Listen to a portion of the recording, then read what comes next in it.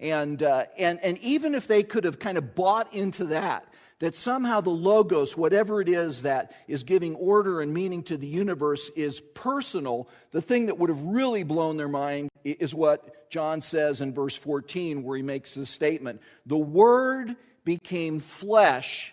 And literally the word that appears here, usually translated as dwelled among us, it's literally tabernacled among us or pitched his tent among us. It's almost like the Word became flesh and camped out right in our midst. And of course, John is talking here about Jesus Christ. And so Act 2 begins with a mind-boggling statement or reality that in the story of God, there would come this moment in time where God himself would become incarnate and would invade the planet.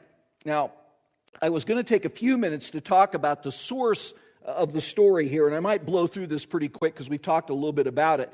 But when we get into the data that we use to put together Act 2, we're looking at the New Testament, and again, the New Testament is made up of 27 documents. Old Testament 39, New Testament 27.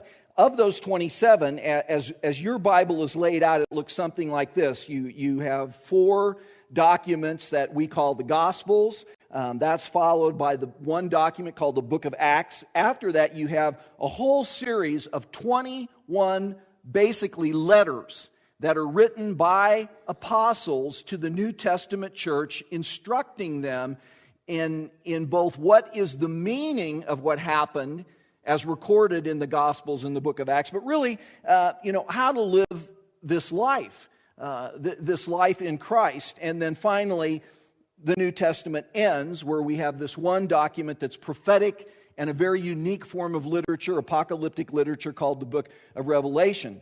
But again, if we do the same thing with the New Testament we did with the Old and look at it chronologically, this is really how the New Testament fits together. You have the 4 Gospels and the Book of Acts, which are historical narrative.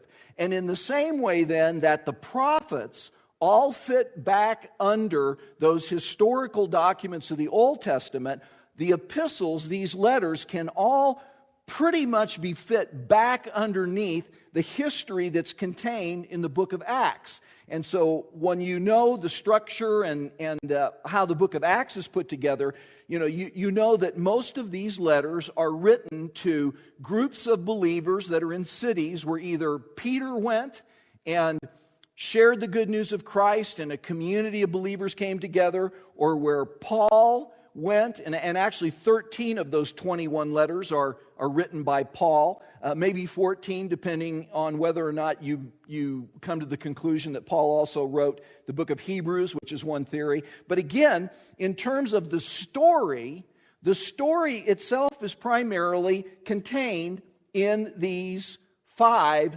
documents, but the reality is that what we looked at is that at least 3 even of the Gospels primarily contain the same material.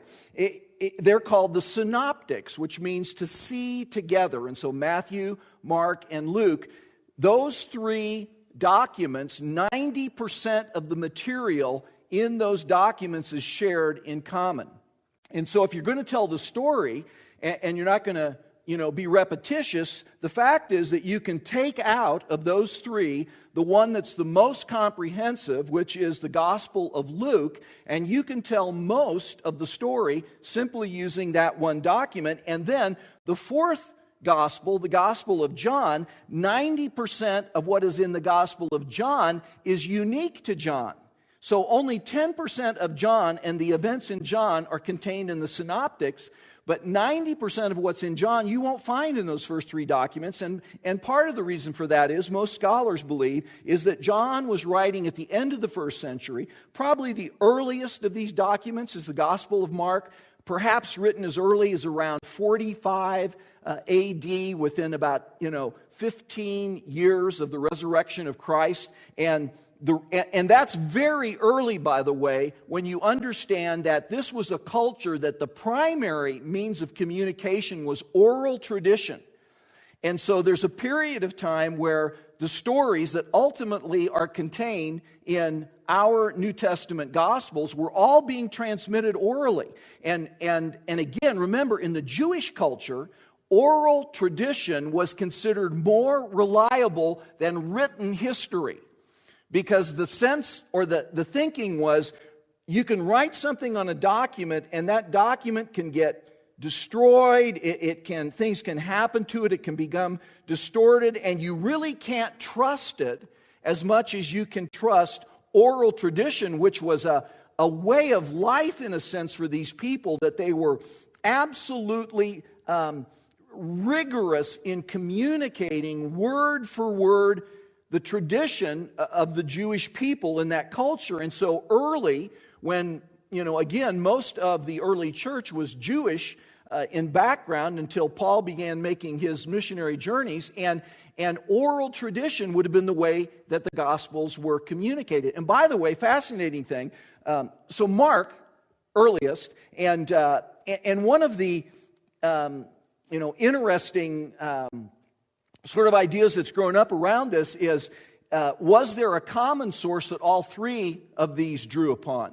In other words, there's so much in common, and theologians came up with this theory called the Q source, that there was a document in existence that all three of the synoptic writers drew upon, and this document would have been sort of the distillation, perhaps, of oral tradition. Part of what I find fascinating and about this is, and many of you that have been with me in classes through the years know that one of the things I love to do is to dig into the language, the original language, and kind of dissect the words and say, well, what do these words really mean in that context? Well, ironically, when you think about it, the Gospels are written in Greek, but that wasn't the language of the day. It was an academic language of the day, and it was the language of the empire, so that when these documents were put down in writing, they were written in Greek so that they could be spread throughout the entire Roman Empire. But the language of the Jewish people, the language that Jesus spoke, was Aramaic.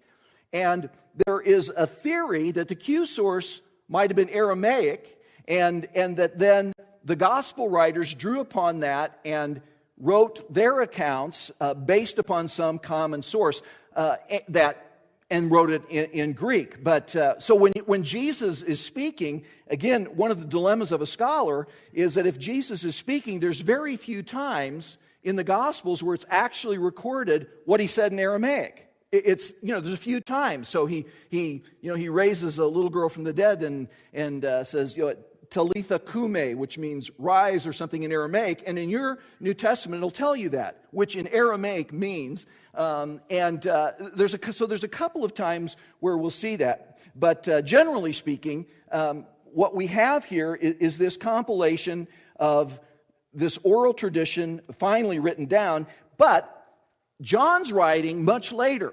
Again, contemporary scholarship is pushing the dates of the writing of the synoptics closer and closer to the actual date of Christ. There was